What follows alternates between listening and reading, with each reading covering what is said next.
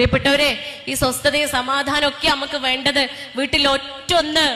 വീട്ടിലൊരൊറ്റ അംഗം, ഒരൊറ്റൊരാള് ഒന്ന് വഴി മാറിപ്പോയാൽ മതി.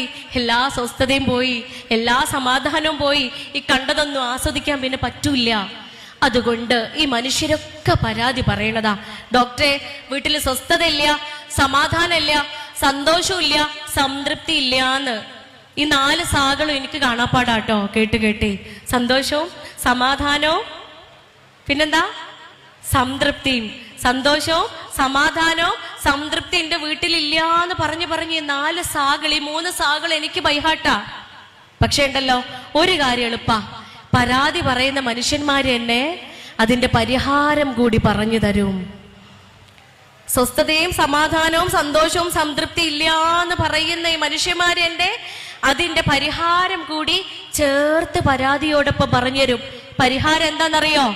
അതുകൊണ്ട് നിങ്ങള് ഇവളെ ഒന്ന് നന്നാക്കി തരുവോന്ന്, അതുകൊണ്ട് നിങ്ങള് ഓനെ ഒന്ന് നന്നാക്കി തരുവോന്ന്. കാസർഗോഡും ഓള് ഓന് തന്നെയല്ലേ പറയാ, അല്ലേ? ഇവിടെ ഉള്ളത് കോളുകളല്ലേ?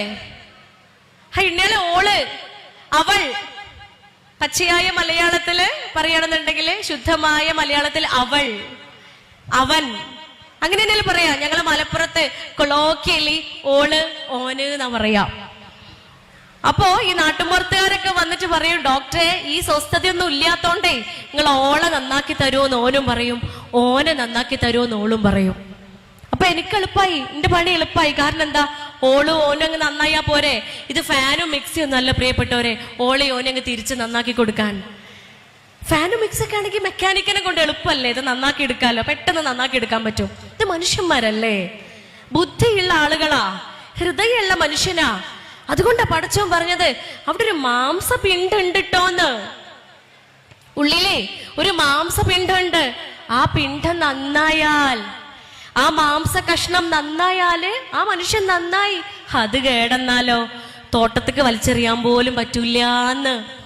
ഈ മാംസപിണ്ഡം കേടുവന്നാല് നീട്ടി എറിയാൻ പോലും പറ്റാത്ത വിധം അധപ്പതിക്കുന്നവൻ കൂടിയാണ് മനുഷ്യൻ.